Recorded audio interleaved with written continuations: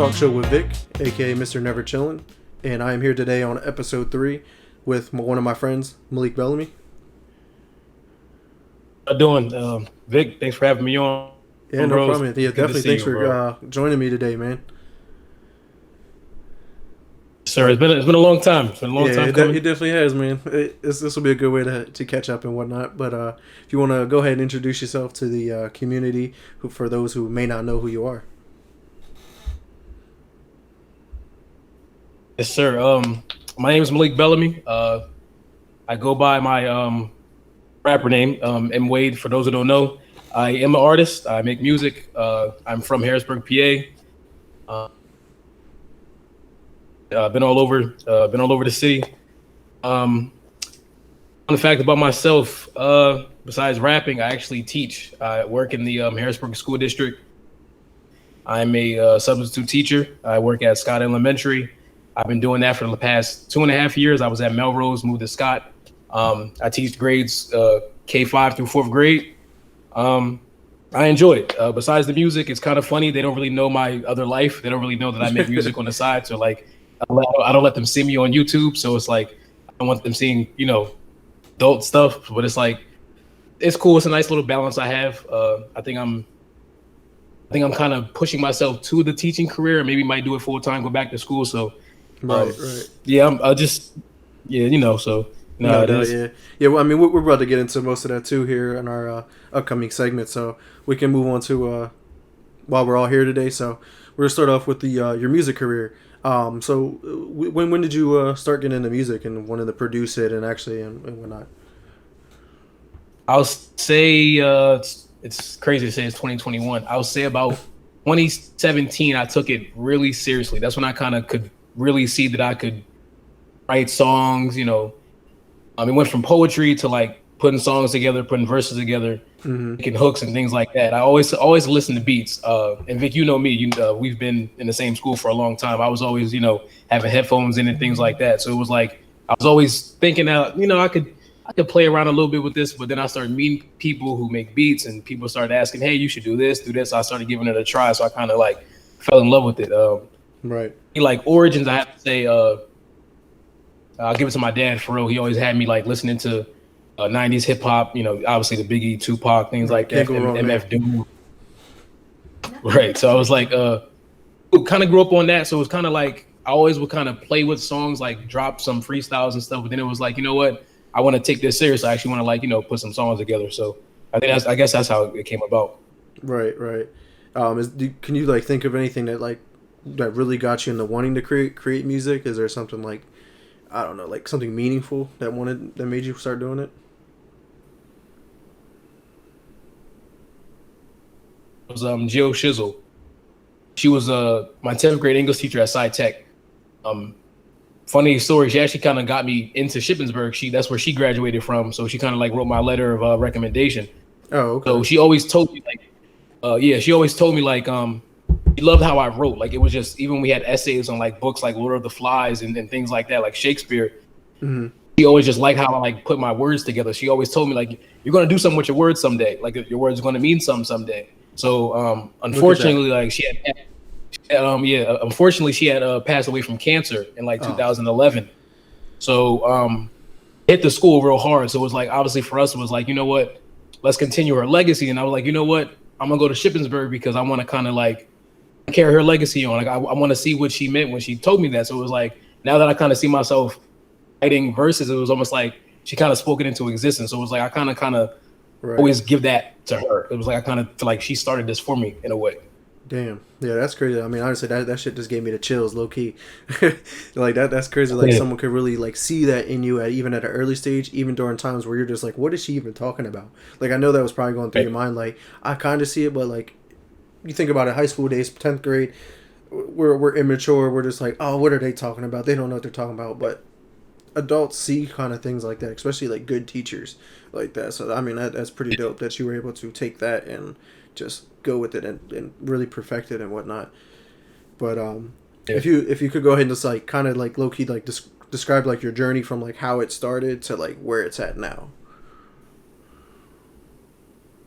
Yeah. So I'm on the airwaves now, so it was actually pretty funny. So my first ever song, I did a freestyle. Like I'll be the first one to tell you, it wasn't great. Like I had to deal with the laughter and all that type of stuff. But it was like I just kind of use it as motivation. Like one day I was like, you know what? Here's what I'm gonna do. I started making myself a checklist. Like I'm gonna drop a freestyle to this song. I'm gonna take the hottest song of the year, write a verse to it, drop it on any of the social media platforms. At that time, it was Facebook was the biggest thing. So I was doing that, and then I would make videos. I would tag people, and then after that, I was like, you know what? Make some songs. After that, make a mixtape. After that, make an album. Start trying to like project a project for yourself, because it was like at the same time, people will only respect what you do if you have a body of work. So I was like, I kind of started to build a catalog for myself. So like now it went from just, YouTubing or searching me on YouTube to now like, going to SoundCloud. So now it's like, you can find me on, all the platforms, all the streaming platforms now, even YouTube ads. So it's like, I feel like my journey was more like almost rushed in a sense, but I learned how to hone it. I learned how to hone my skills. I learned how to be better with promotion, things like that. Because when you make music or when you do anything, I guess in the creative business, as we say, you want everyone to see what you can do. Like you want people to be like, oh, hey, my talent's a rarity, or everyone can't do this, or everyone. I want the people who are in the same, Right. It sounds like you're trying to stand out too, because like in this industry, it seems like it's really hard, because like if everyone could rap and be good at rapping, you would think like there'd be tons of people out there. Like granted, yeah, there's tons of rappers and stuff like that, but there's different levels to it of where you're gonna make it. Yeah. And that's actually crazy you said that. I was actually about to say that too. I'm really big on like levels. So with me growing up, I wasn't always like the guy who, my favorite artist, let's say Drake, drops a song. I'm listening to it, obviously, but when it comes, I don't know, with me, I guess with me being a musician, I'm listening and studying at the same time. Like, how did he come up with this? How did he drop his cadence here? When did he know to turn up his voice? So I do things like that. So it's like, how can I kind of emulate that in my music? But at the same time, difference is when it comes to like rappers, I guess you want to say, or MCs, is like, how can you make someone listen with you have to say? Like, why do you feel it's important? The world needs to know what's on your mind or what you're going through and things like that. So I kind of think that always felt like that set me apart. So I always kind of want to carry that with me. Like I want to be the guy, he cares about his music. Like his music has substance in it. Like he's not just talking about random things. He's actually telling you a story about his life. So I think that's where I'm at now. No, yeah, I definitely think it's important to, like, when you're rapping or just creating any kind of music or any kind of content, whether it's music or writing or poems or whatever, it could be anything, where like it actually has meaning and like purpose and stuff like that. Like there's a lot of rappers or musicians that create stuff and they're talking about stuff they've never even done in their life, and that's a problem. Like it's not genuine anymore. Absolutely, I can name a lot. But yeah, it's actually crazy though, because some guys get. You get it how you live, I guess. Like some guys, like even in the industry, like I study a lot, so it's like you can tell the guys who don't really live what they're talking about, but that's what's feeding them. You know what I mean? That's what's putting food on their table. That's what's feeding their family. So it's like you got to wake up and put this character on. So I don't think I'm good enough to play a character. I don't know. I like being me. So. Right, it just makes it seem like more real and like I said, like more genuine. Like and it helps with like when you're actually doing it, like you care about doing it, you want to do it, you enjoy doing it, and that's a huge part about it. You got to pour your heart into something like this, like otherwise you're gonna flop. Sure. But so it's easy to do it. Yeah, no doubt. But let's move on to like some of your content and stuff. Like how many albums, songs, mixtapes, like how many of those do you have? I actually was going through. It's actually funny. Last night I was really hyped to be on the show, so I kind of like wanted to get everything, all my ducks in order. So I was like, what certain questions going to be asked and things like that. Even with the our overall like backdrop of everything. But I actually had a couple mixtapes out since like 2015, but I actually took them down because my production wasn't lining up with my newer production. I wanted my stuff to sound more, credible and things like that. Like I'm not just making songs in my garage or stuff like that. I actually want people to see I'm taking it more seriously. But as of right now, I'll say two albums. I'll say a couple EPs. For people who don't know what an EP is, it's an extended play. It's basically like songs that didn't make your album or your project, so you just like kind of throw them all together and kind of give it to your fans anyway. So I got a couple of those out, a couple of singles, a couple of videos out. All in all, I'm a numbers guy. As people who know me know that I'm a numbers guy. So I have about 45 songs out. So with me, I always challenge myself to drop at least 2 songs a year. If a project comes out, then it just happens to come out. I don't really plan on projects unless it's like I give like a big announcement to people who like, you know, are into that kind of stuff. But like I said, I'm all about body of work. So like, I don't want you to look my name up and it's not like, I want to hear more, but I can't get access to them. So it's like, I want people to be able to got music for people over here and people over here. I try to make, you know, songs that people will enjoy, different walks of life, things like that. So, right. That's definitely how you can grow your audience. It's different. Yeah. So, it's different. It's different flavors, but all in all, I would say about maybe 2 projects, 2 EPs, 2 albums, a couple of singles here and there.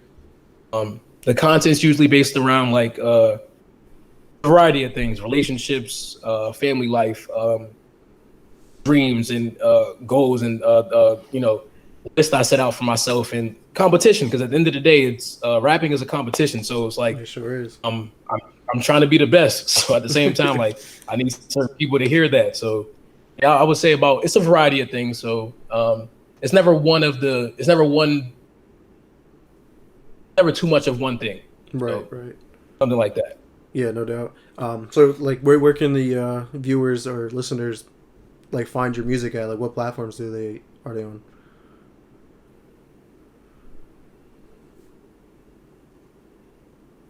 But you actually can find me on every streaming platform.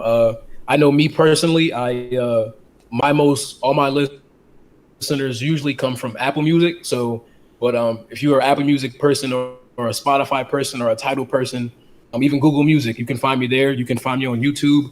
I'm actually finally into the videos because, believe it or not, Vic, I was actually nervous to be in front of the camera. Like when I shot my first couple videos, I actually didn't know what to do. Like if you watch the video, shout out to Tiara Bates. She directed both my videos. She runs a page called Cloudy Concepts Productions. If you actually watch the first video, it's basically me but doing a bunch of nothing. Like I'm just kind of swinging my arms and things like that. So she's like, get into it. Like you got to feel your music. Like you got to own your moment. But it's like at the same time, I've never did this before. So it was like, it's kind of cool to see like people I never really knew listen to my music or telling me, hey, we saw you on YouTube, we saw your video. So it's kind of cool. But yeah, you can find me on streaming platform. Instagram is actually something me and you actually talked about. We actually interact on Instagram a lot. It's actually something I use now to post my music, and I'll use Twitter to post my music. I drop freestyles every month, so to keep people engaged, even if there's no music coming out. So every platform you can find me on. Right, and they can find you at M.Wade, I believe. Yes, sir. Capital M dot capital W-A-D-E, M.Wade. Yeah, that's awesome. But I personally, I've listened to a bunch of your stuff, and I know about some of it. But have you created music with other people? Yeah, it's actually I'm very calculated with how I make my music, who I do music with. I like to see, like you said, some guys don't live what they're rapping about. So I don't want to be someone who pushes that. I don't want that on my song because it rubs off the wrong way to people. So. Right. Actually, one of my closest friends, Sherrod Baltimore, calls himself Shaka. I got a couple songs with him. I don't know if you remember Andy from Shippensburg. Calls himself Leno Beto now. Yes, sir. Yep. That's the bro. So I got a couple songs with him, sitting on a lot of songs right now. There's a guy, my friend Brandon. He went to Shippensburg too. Actually, he's from Maryland. He got a couple songs with me on my sex mixtapes. So usually, like with him, he does like the outro with me. So basically, like I want to end the project with a freestyle. I'll call him. Like I'll hit him up. Like, hey, can you like write something really quick? Let's hit the studio and let's just do something crazy.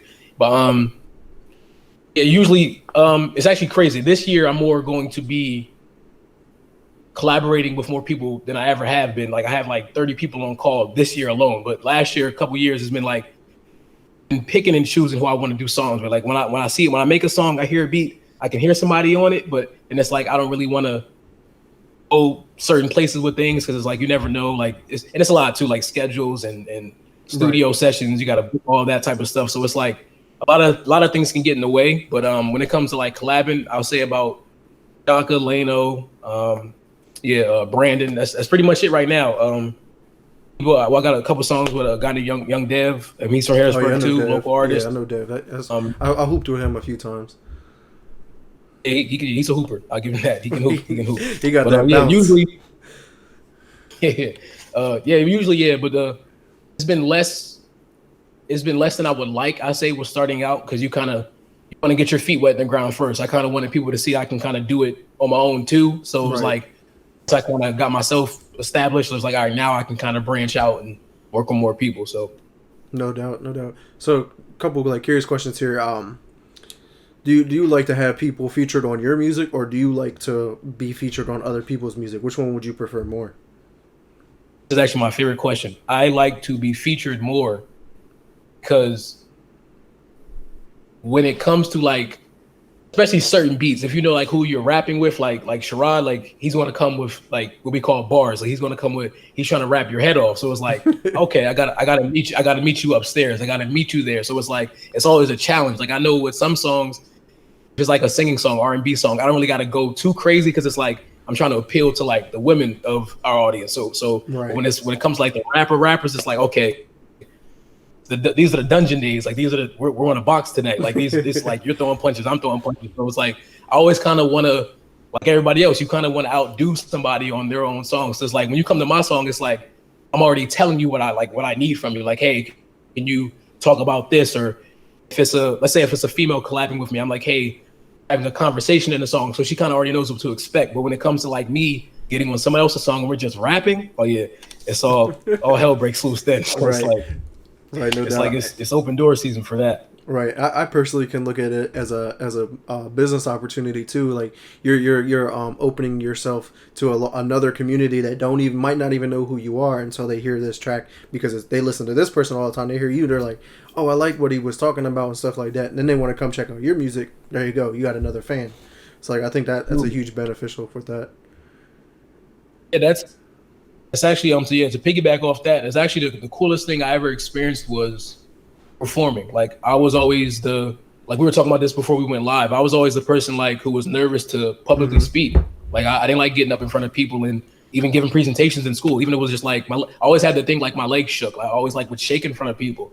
So I would always kind of like imagine people not looking at me. I would look in the back, but it was like the moment I stood on stage, it was actually a collab I was featuring with somebody, and it was just like people are actually like nodding their head to this. Like people look like they're feeling good. They like what they're hearing. Right. So it was like after that, you could feel the rush of people like, oh, he's going to listen to me now. Or she's going to listen. They're going to listen. I made their night. So it was like you can literally feel when you get new listeners. It's the coolest thing ever. I can honestly say that. Like it's the coolest thing ever. Right. Yeah, that sounds dope. Yeah, like I couldn't imagine being on stage performing because, like you said, like at first there for a while, I used to struggle to even get in front of a class talking. But honestly, going back to our Shippensburg days when we were at college, when I took that public speaking class, because of me taking that class, I feel so much more confident now talking with people, whether I'm in front of a group or whatever it is. So like, it did. Like I think the more you do it, the more it pays off. Like I know you're probably getting more and more comfortable now performing on stage and whatnot, or even probably like you said, videos you didn't know what to do. That's going to come in time too. The more you do it. It was like it was actually after Tierra shot the first one, second one it was almost like, you know what, I actually kind of want to put my foot in this. Like I actually want to make this script with you. I actually want to draw these scenes out with you, like stuff I wasn't comfortable with. Like I've never sat down and talked with someone behind a green screen and hey, we're going to do things like this. Let's do like this. So I was like, you know what? The nerves they grow away from you because at one point it's like, okay, this is me. This is my music. If I don't look like I'm having fun or I look nervous, you're not going to want to watch me. You know what I mean? So it's like he has to look like he's comfortable in his own skin. So it's like, yeah, like you said though, it's like it's hard, but like that intro to communications class I had, it helped. Like when they were telling us, hey, you got 3 speeches this semester, Right. come prepared. So it was like I just think back to those days, like some of the things you learn in life, you keep with you forever. But, Right. Exactly. yeah, most definitely, it's hard. It's definitely, yeah. But one more couple. I guess maybe like 2 or 3 more questions I got for you on your music stuff before we move to the next segment. Do you like create like actual beats as well? And if you do you produce them for other people or you only do it for yourself? I've only made about 5 beats in my life that I'm not proud of. Usually with me, it's a lot of YouTube beats. You can get for free, or you can just buy it from the producer. Right.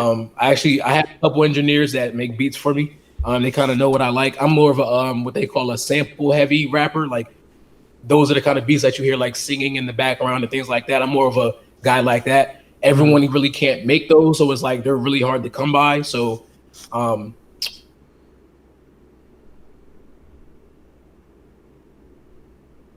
because it's like it's really hard. Like you got to extract a lot of vocals and you got to turn stuff into beats. You got to have a piano with a different kind of synth, different kind of drum set, just drum kits and things like that. But usually right now I'll give another shout out to Andrew Thompson, aka Drew Tyrell. He went to Shippensburg with us too. He played basketball in high school for the Harrisburg Cougars. He actually like is the person who records me. Like he's like my engineer. I actually gladly say that he's one of the best in the city, hands down. I'm not sure if I think he makes his own beats, but usually to me, I never really got into it only because it's a lot of work. Like it's more work to actually make beats than it is to rap. Because you have to know keys and tempos and things like that. I never really got into the enjoyment of that. I just like rapping to the beat. So it was like, that's why I guess I kind of steered away from like producing my own stuff. No, yeah, that makes sense. Guess like another like a little bit more of a fun question here. Out of all your music that you have created, what would be like one of your favorite songs?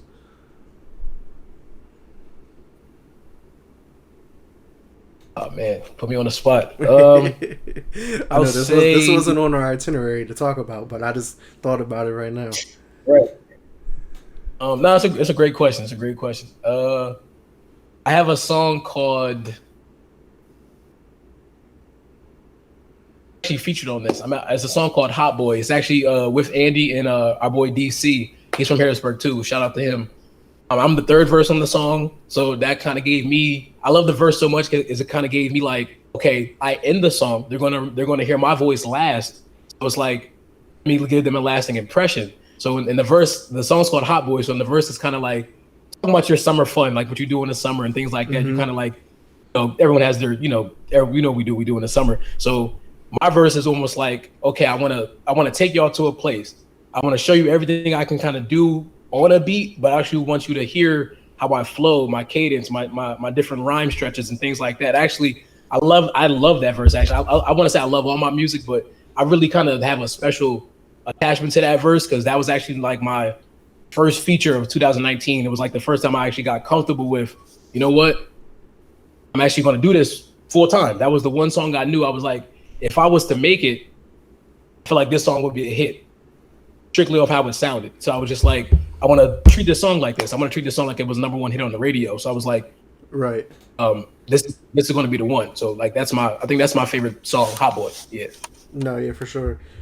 Me personally, like going off of your music, going back to your 2017 days with the song Durant. That was like one of the first songs I actually heard from you. I really enjoyed that song. Yeah. And then off of your Sex 2 album, 2 songs, Best Friend with Leno Beto, and then Wildin' with Shaka. Those 2, I really fucks with both of them songs.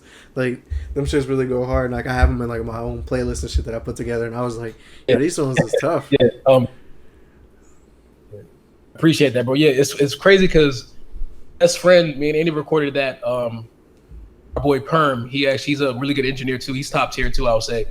And we recorded that at his place, and it was one of those beats. It was like another sample beat. It was a Brandy Best Friend sample beat. And once you heard it, it was like, I know I want Andy on this song right here. This is the song for Andy. Like, I know what he's going to talk about. Let's just call it Best Friend. But Wildin' is actually, that's the song I think for me, if I was to make it like, let's say like today, if I was on like the big time, that would be like my radio hit instantly, right. Just because the song is catchy, it's quick, and it's dance worthy. So I think that's what some of those ingredients are what makes music popping today. So I feel like people would really enjoy that song. I think that's in my top 3 off Sex 2. No, yeah, for sure. I think that Wildin' song really reminds me of the Sawyer days.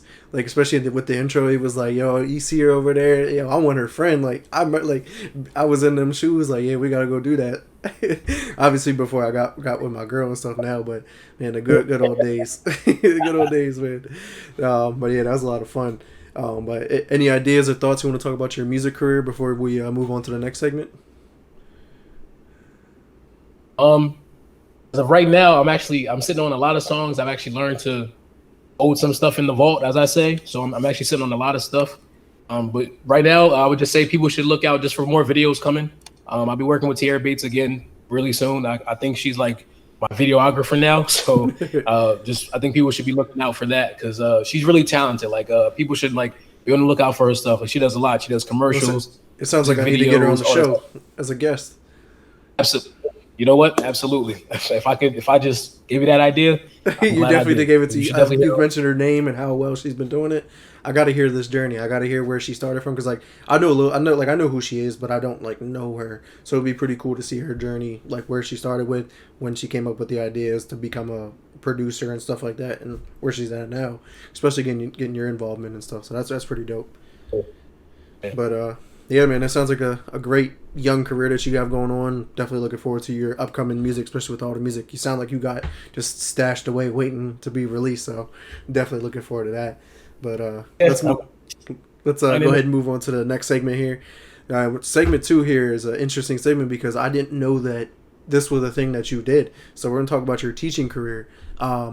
When did you start teaching? So well, as you know, December 2017, I graduated from Shippensburg. I was actually a sociology major. I actually wanted to study groups of people. I always had interest in people, but especially young people, like how our minds operate, adolescent ages, and things like that. So we had got out of school. This is early 2018. I'll say my cousin Kayla, she had actually been like the working art teacher at Melrose Elementary.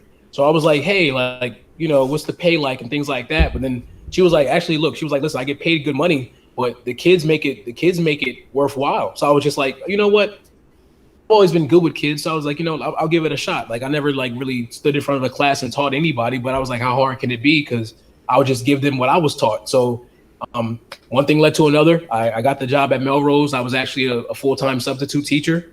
That's what I am now at Scott Elementary. And it's just, Vic, man, I'll tell you right now, it's like it's a passion I didn't know I had. I love working with the kids. I love the teachers. No day is the same. That's my favorite saying to tell the kids. Every day is different. Every day is different. You never know what you're going to see.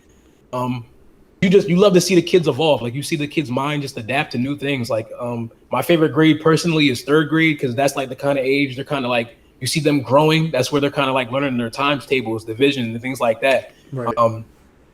Like for me, it was like I always have like those like first day of school nerves. Like when I first went to Melrose or Scott, it was like, how these kids don't know me, how are they going to take me? Like they call me Mr. Bellamy. Like that's kind of weird to be called Mr. But I was like, I'm the youngest teacher here. I was like, it's kind of weird, but it's like once you kind of fall into it, it was like, yo, I could see this hang off. Like I could see like music's obviously my goal. It's my dream. But I was like, if I want to teach, I can just teach. Because I was like, it's something I love to do. Like I'm not really, the pay is great, obviously, but it's like the impact you leave on the kids. It was like, there's nothing sweeter than that. I had a lot of kids who call me now. I have a lot of kids who are in 5th, 6th grade now that I had when they were in 4th and 3rd. And they're letting me know how school is going. Like their parents are checking on me. They're making sure I'm okay. It's like, yo, it's like, I did that for you. Like I had you for 8 hours in a day. It was like, how did I make such an impact on you? So it was like the passion I didn't know I had. So I was like now, like I was telling you before, it was like COVID and everything that kind of like stripped away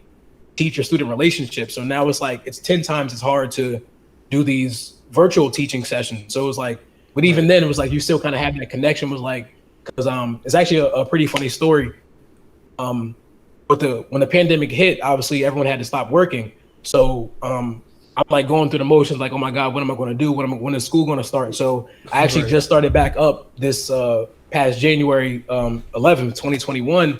And I got trained on how to do the Zooms and get my mind right and how to, change cameras and things like that. But it was like when the kids saw me, my hair was cut. Like I didn't have this hairstyle. Like I actually had the whole box fade a couple years ago. The kids are looking at me like, who's this guy? Mr. B.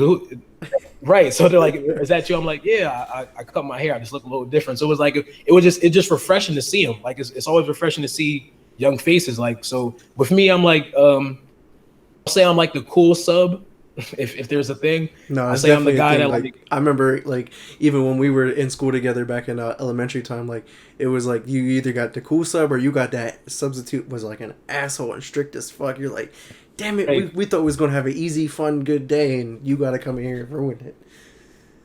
yeah, like I always try to give them like there's a time to play and there's a time to be serious. Like when it's especially with me, I'm big on math and science. So it was like when it comes to those subjects, I really kind of hone in. But it was just like when it comes to everything else, I always tell them I can be your best friend or I can be your worst enemy. I can be the teacher that gives you movies on a Friday, or you can never have recess. So it's just Which things one like that. you But like get to choose.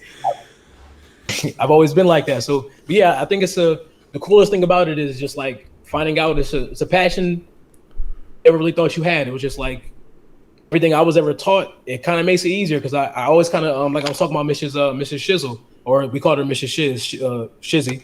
So everything the way she kind of did her classrooms, the way she kind of like moved on to the next subject, I kind of do it the same way. Like she would always do this little funny little walk when she would like go to a board and she would do a different kind of session. So I kind of emulate that when I'm teaching. So it's like I think she'd be proud about the way I'm doing things with my kids. Right, no doubt. So right now you're doing it. Is this like a part time as a substitute, or like how much like hours do you think you do a week? This is full time. I'm actually like on kind of weird actually. Like usually like substitutes, they don't really have to do like the planning a lesson during the week and things like that. But actually I take part in all of that. I actually like do parent teacher conferences. I do house calls. Parents can come talk to me. Kids can come talk to me. Mm-hmm. I guess because I don't really know. I know the principal there, Eugene Spells. He knows my family, so I think maybe because he knows me, he kind of he trusts me more with stuff like that. So I guess I appreciate that. But at the same time, it's like I actually have to do a lot. Like I'll say I work about obviously the 8-hour days with the school, but yeah, about 9-hour days like a regular teacher would. I wake up like a teacher would 6:30 in the morning. I have to get my schedule ready, get my planner ready, things like that. And school starts about 8:30. I'm done about 4:30, 5 o'clock in the afternoon. Right. Long day. It's I bet. I have my right. I got my we call them specials. I don't know if we call them specials back then, but like when the kids go to like gym or stuff like that, I'm planning with other teachers. I have to show up to meetings and things like that. So it's always been an adjustment because I wasn't. I won't lie to you. I'm never ready for them. I'm never ready to plan. I'm never ready for a meeting because it's like this isn't my profession. But at the same time, it's like I'll take it serious just because like I'm filling in. So, but the part-time thing, that's usually if I wanted to be part-time. The cool thing about being a sub is like I can choose any assignment that I want. So like I don't really like have to work 5 days a week. But because some teachers when they're out for like lengthy periods of time, I can step in for the entire time they're out, and I can be there for 2 months or 3 mons. Yeah, and it basically becomes my classroom. So once that happens, that's when I really kind of got to like take over. I actually like have to, talk to parents, create different profiles on this thing we call Class Dojo. It's like a parent teacher connecting thing. It's an app people can get. So I actually have to do that. I actually have to talk to the librarian, the liaisons, and things like that. So it's like it's a challenge, but yeah, it's a challenge. I wouldn't change it though, but it's a challenge. Full time and part time is kind of the same, but yeah, it's a little bit harder work if it's full time. Yeah, for sure. So I mean, do you plan on furthering this career? Like I know you kind of mentioned about potentially going back to school for it, but do you honestly see yourself like potentially wanting to actually be a full-time teacher?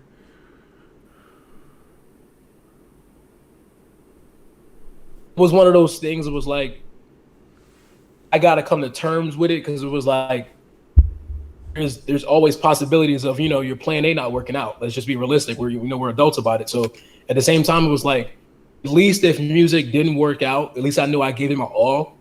Right. But look what I could turn it into. Like I could still do something I love. Like I don't think I'm very appreciative of the fact that I can do two things that I love at the same time. Like I can make music and teach kids on the side. So it was like if one of these doesn't work out, I'm always gonna be happy regardless. So it was like teaching. It was like for me, I guess it was just about a choice. Like, what age group do you want to teach? Like, do you want to teach the middle school or the high school or the elementary? I found that I'm really good with elementary kids. So I was like, if I actually did go back to school, it would definitely be for early childhood education. So for me, um, pre kindergarten, all the way to fourth grade, that's my age group. So um, I could definitely see it happening if music doesn't happen. And even if music happens, I always kind of still want to have my foot in the door of Right. education, because one thing the school systems need is more teachers. I'll always make a fuss about that. I'm at every school board meeting.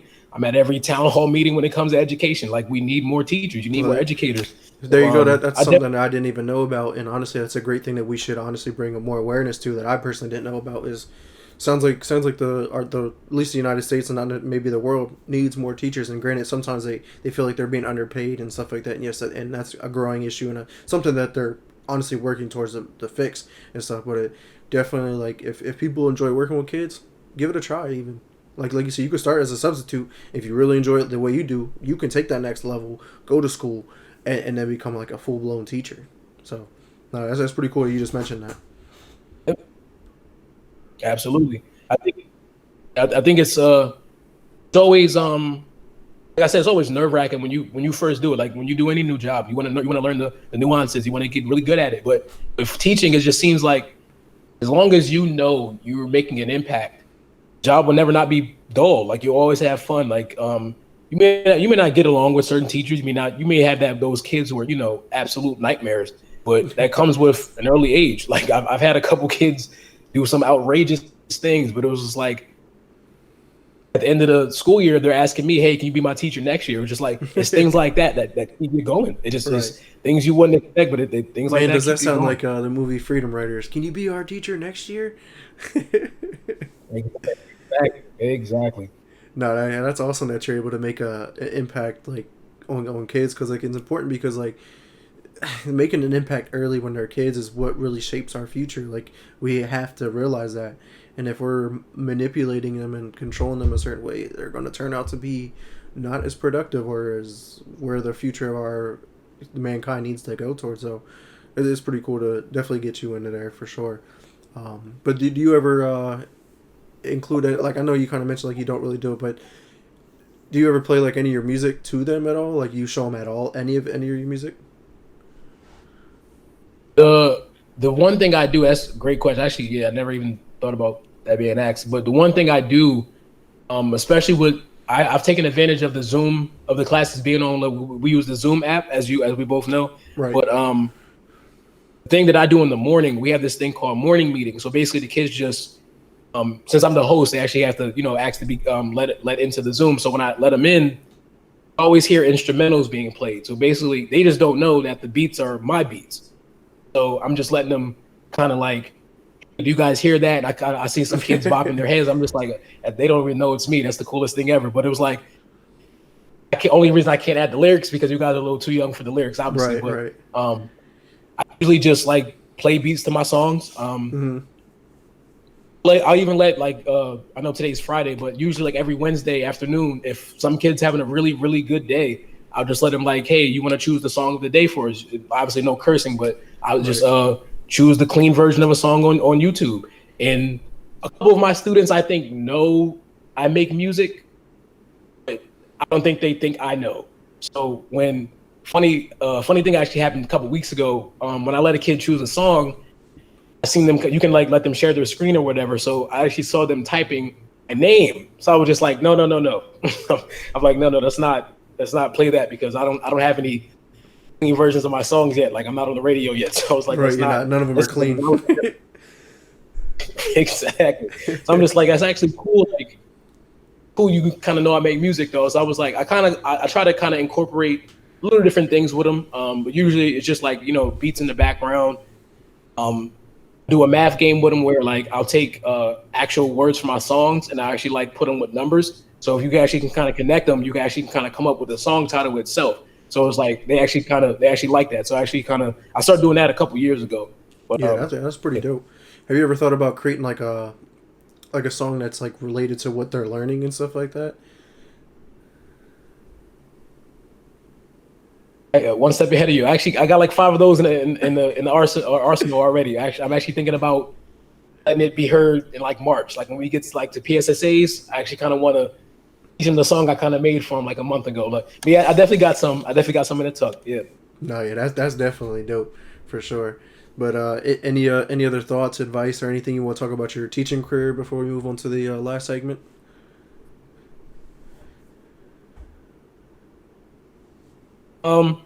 Yeah, for teaching, actually feel like I'm on a parent teacher conference.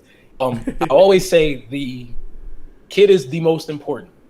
Um, we all know me and you went to school. We've been in the same school for a decade, so we've seen it. We've seen characters. We've seen parents who Don't care. give a We've seen fuck. parents who don't care. Um, I think when you finally, I think that's the thing that was the most eye opening for me. It was like you didn't really see how bad things are with people's like I guess parenting until like you actually step inside a school unless you like you're in a parent teacher conference. It was like some parents really don't care. So I feel like my message has always been the same. Kid is most important. Um, especially with these terrible times that we're in. If we kids who are suffering the most are elementary kids. So I feel like um it's most important that these vaccines come out and they're safe for us and things like that, and the kids can take them Hmm. back in the classroom. I just think that's mostly what's needed because obviously people our age we've been through college. We've been through college. College is really online anyway. Like people don't really have to adjust it in college because all your work is online anyway. But the older you get, you can deal with that. But I feel like the younger kids they suffer the most. So I was like, if I have any advice or any message, I feel like we gotta kids back in school because that's where they belong. Right. Yeah, I definitely agree. I feel like a lot of kids are struggling with the online Zoom learning because I know I personally like even in college like I rather have that in person lectures as opposed to like basically teaching myself or like having a Monday, Wednesday, Friday class as opposed to meeting once a week and basically all Right. week I'm teaching myself. Like I wasn't a fan of those, so I'd rather have that Yeah. in person stuff. But yeah, I definitely Yeah. agree. But yeah, man, you definitely have a lot going for you, well, for your teaching and music and stuff, and it's cool how you can intertwine it and stuff. But I'm definitely excited and definitely proud of you, bro, for sure. But let's move on Appreciate to you. our last segment here. We're gonna talk. We're gonna switch up the I guess the mood I guess of the conversations. We'll talk about a little about baseball here. It's definitely a little bit lighter of a topic. Um, have you played baseball? I don't remember you being in baseball. Actually played 3 years of high school, bro. Harrisburg Cougars. I was a third baseman, second baseman, and I played all outfield. Okay. I wasn't that great of a hitter. I got some hits in my seasons, but wasn't the I wasn't the double guy, wasn't the extra base guy. But I love the game. That was the first sport I ever loved. I can watch games like they're not 3 hours long. I can like go to a lot of Senators games now. I'm actually very proud that we have a team. I support them like they're a major league team, even though they're a farm system team. Right. I played 3 years in high school. Team wasn't that great. We had talent. I don't want to say we weren't talented, but we're one of those teams that if you let's say we had prolonged innings, we had pitchers who couldn't get out the innings, so we Yeah. would suffer tremendously, and we would get mercied and things like that. But I'll never trade like those bus rides on the road, to Right. away games. Even playing Stilton, I played Cam and Max a couple times. Right. Those were always like cool little homecoming games. So it was just cool to see like the relationships you build with your brothers and your teammates. But it was like Mm-hmm. to me, it was no better sound than baseball hitting the mitt, smack of the bat, hitting the ball. I love the game of baseball. It's been my No, love yeah, since I definitely I was agree. young. And baseball was one of those sports for me where I started when I was 5 years old and played the whole way up until high school, and I kind of stopped playing. I think like my junior-ish year, and I fucked up. I started taking basketball way too serious and thought I'm gonna make it in basketball, but I was way better in baseball. But I was just really dominant in basketball too. So like I just loved basketball more than baseball. But if I would have stuck with baseball, I probably would be at least in the minor leagues, if not in the major leagues, because I was really really good. Growing up, I was a second baseman until I got to like the teener league. That's when I really became a first and third baseman, and then that's also when I developed into becoming a legitimate pitcher. And I was really good. I had a nice mix of pitches, fastballs. I had a sinker, and a curveball and stuff, a changeup. So I had a lot of pitches that really worked for me. But I love baseball, like especially during the teen leagues. I played 3 years in teeners, and that was seventh, eighth, and ninth grade, and we went to the championship all 3 years, and we only won the championship my last year when I left. But mind you, the first 2 years, those teams were better than the last team I had. But I was like, I'm not leaving here without getting a chip. And I finally got one. And that was like one of my proudest moments I think I have with baseball. But I agree with you. I was more of a defensive player. Hitting, I was average. Like, I would either, in teeners, I was not the greatest in hitting. Like, I led the team in strikeouts. But I was either hitting the ball, because I was like third in hits. Like second or third in hits on the team. But also would strike out the most. So it's either I got on base or I didn't. Like, I wasn't popping out or grounding out. I was getting a hit, or I was striking out. But yeah. What's one of your favorite? Yeah, for me, I'll say like, it's actually a double memory. It was actually, our ground was always like, field wasn't always greatly done, I'll say, and I've always been full of that. I never understood why they never put more money into baseball than they did, like, basketball and baseball. That's because you're talking about Harrisburg, man. Just like Steel High and Harrisburg was in the same boat. They didn't care about the baseball team. Absolutely not. So for me though, there was one day at practice my junior year. We were just catching line drives, and my manager, head coach, Dwight, he actually smacked the ball. And it's going in between third and short, and the ball actually takes a terrible hop and like catches me right in the cheek. I mean, like, this whole side was swollen, like just gone. So I was just like, oh man, I gotta go to school the next day. So I was like, you know what? I'll take this on the chin. Literally, I made the literally. I made the play. Then it's like I realized like I had a really strong arm. I wasn't always like the biggest guy. Like, I've been in the gym now and things like that. I'm getting bigger and gaining weight, but back then I wasn't always the biggest guy, but I always had a really strong arm. So I was just asking like, yo, can I like move positions? Can I like go to the outfield? I want to see how far I can throw from like center field to home and things like that. So I want to say it was actually against Stilton. I want to say this was my second memory I had. I want to say senior year. I think it was my last game ever. It was like 3-2 actually. I want to say bottom six. They were at bat. Somebody hit into a grounder, and I was at second, and I actually had a double play myself that I executed myself. And it was like, to me, that was just like,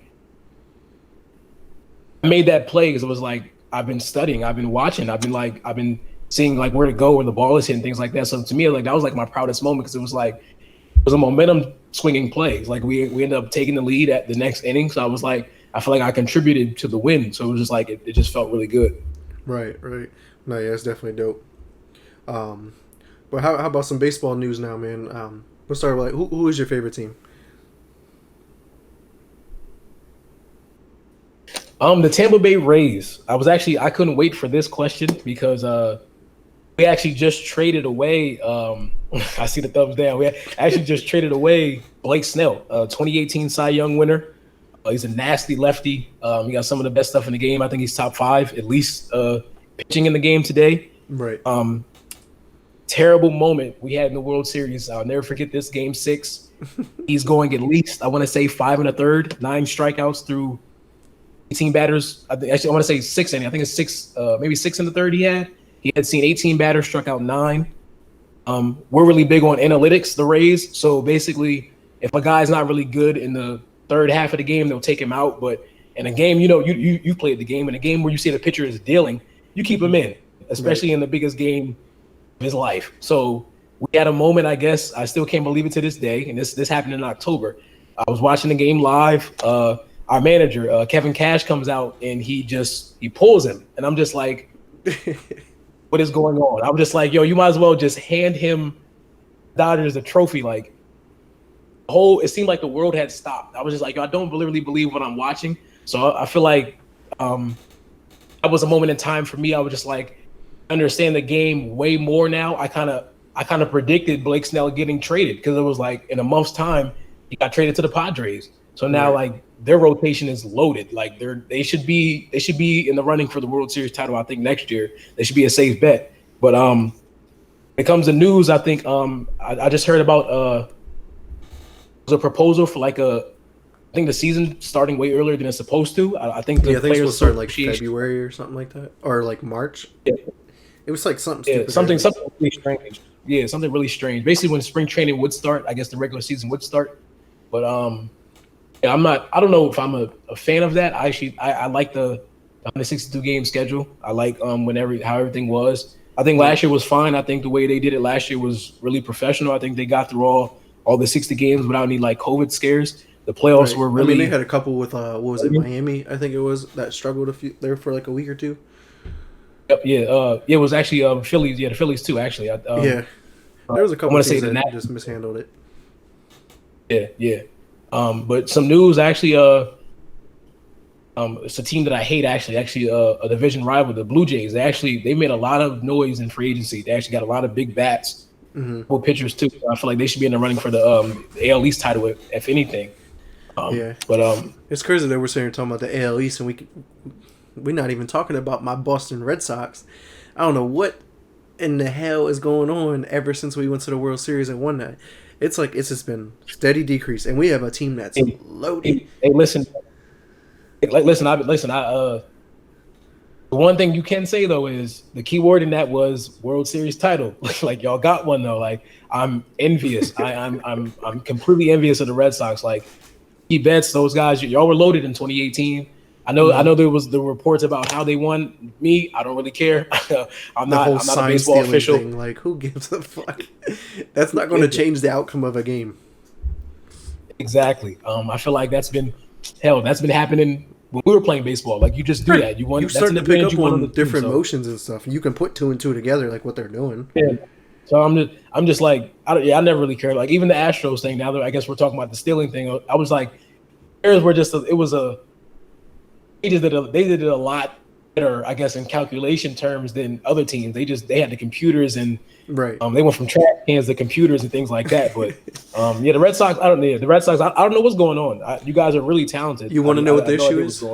Our pitching. We didn't sign Craig. We didn't sign our closer back, Craig Kimbrell. Lost him, and then Chris Sale. He ended up getting that surgery. Like he's been having like a messed up elbow. And we got rid of all the rest of our pitchers. So everyone else is young or just people who aren't that great. And then like our offense is great, but if there's no pitching, there's no point. But you know what's funny though about the Red Sox. My all-time favorite player is a Red Sox. It's Dustin Pedroia. He just retired, man. He was one of my favorites too. It hurt my heart because he just. The fact that he's small and it's just like, but he was such a dominant hitter. Like you couldn't get him out. Like the one year he won MVP, was just like, yo, he's really killing the league. Like he rakes right. For a living. So it was like him, like it was another guy you guys have, JD Martinez. He can hit too. He can flat out hit. Yeah, he's a monster. But two of my OG favorite Red Sox players, David Ortiz and Manny Ramirez.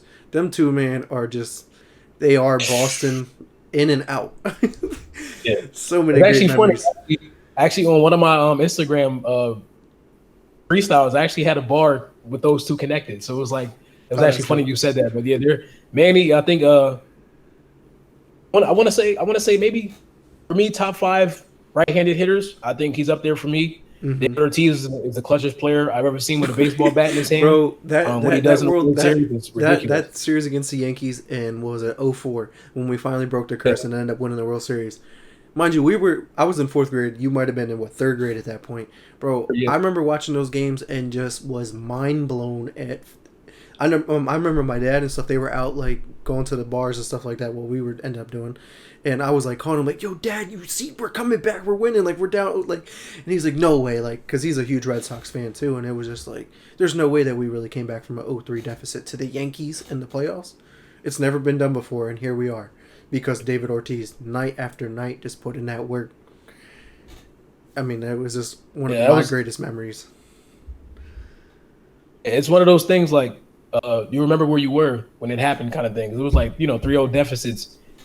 It's kind of weird now because like talking about it now, it's like now everybody's coming back from 3-0 or 3-1 now, but it's like back then it was just like that wasn't happening, especially right. And I feel like with baseball, I feel like. love that, we share that same passion for the sport, because I don't think people really understand how hard the game really is. Like, it's insanely hard to hit a baseball. It is insanely hard to stand Right. 60 feet away from a pitcher who's throwing 100 miles per hour. You have to guess right then and there if it's a strike, if it's a ball, or he could throw something filthy off speed. He's trying to hit a corner. You can't really see the sign. Like, baseball is incredibly hard. So I feel like anybody who plays it, even if you don't make it, even if you're a minor leaguer, I tip my hat to you, because it's the hardest thing to do in the world to me. I've always felt that. Actually, speaking of minor leagues, and you were talking about the Senators, and then I brought up Manny Ramirez. Fun fact here, my dad's friend worked for the Senators as like a groundskeeper or whatever, and he used to give me like baseball bats, balls, like signed autograph, whatever. One time he actually showed up and gave my dad Manny Ramirez's warm-up jacket that he left there by accident. And my dad ended up giving it to me, and I was able to wear it to like some of my practices and stuff. And I was like, "Yo, this was Manny Ramirez," and I had to go put it away. I was like, I can't risk ruining this. Like, that's so dope. I still have it till today. That's actually back, because I live down in South Carolina now, but it's back. That is actually up in PA still. I haven't moved all that, because I'm moving back to PA anyway. So. Wait, listen. When you come back, man, we gotta get together. We gotta get together like old times. Yeah, no doubt, man. We definitely got to start linking up more, especially because when I move up there, me and my girl are supposed to get a place together. So my plan is to be able to like have people over for all the time, like for drinks, fun times, games, like whether it's board games or whatever, drinking games, or if we're actually watching sports and stuff. I want my place to be like the place to be, or like they're like, yo, I'm going to Vic's, like, or something like that. That's what I want. No doubt. I'm always a call away, bro. I'm here all the time. No, yeah, that's definitely tough. Any other memories you got for baseball before I close out the podcast, because we're approaching the hour mark? I'll say there was one time I met Bryce Harper. He was a senator at this time. Yep. So this one, he was like, talk of the world, kind of like, he just coming off his Sports Illustrated cover and things like that. So I actually got to watch him take BP, and I tell you, dog, this was the craziest form of hitting I've ever seen in my life. Every ball was getting murdered, absolutely murdered. And mind you, he's like 20 years old at this point. He's nowhere near as MVP form he is now. So it's just like, you could tell how good he was going to be before he actually got there. So to me, I think my life took a different toll with the music and teaching, but it was like right then and there, I was like, I want to play baseball for the rest of my life. Watching one of like my idols do it. The fact that he was so young and close in age, to me, it was like, he's the talk of the world right now. Like, this is pretty cool, and he's getting paid millions of dollars now to hit a baseball. So it's like, I always tell him, you're just sitting there thinking to yourself like, I can do that. Exactly. But now I feel like me and my dad always joke. If I have a kid and I have a son, he's playing baseball. Oh yeah, I'm definitely as soon as I start having kids, I'm giving them a baseball and a basketball for sure, and I'm gonna show them like all sports. I want them to be able to choose what sport they want to get into, whether it's soccer, football. I mean, if it's a chick, cheerleading, stuff like that. Like, I want them to know everything. If they don't like it, it's them. They're gonna find what they like, but I want to at least open it up to them for sure. Absolutely. But any last thoughts here before I close it out? You know what it is, bro. I appreciate you having me on, bro. One love. We've been through hell and back, bro. 10 years in. You ain't got those friends you beat in college. It's been longer than that. You think about it, because I've known you since elementary and stuff like that too, like a little bit. Since I was a little kid. Yep, third grade, second grade. And you figure, I graduated in 2012. You was 13 even, and that's 8-9 years ago.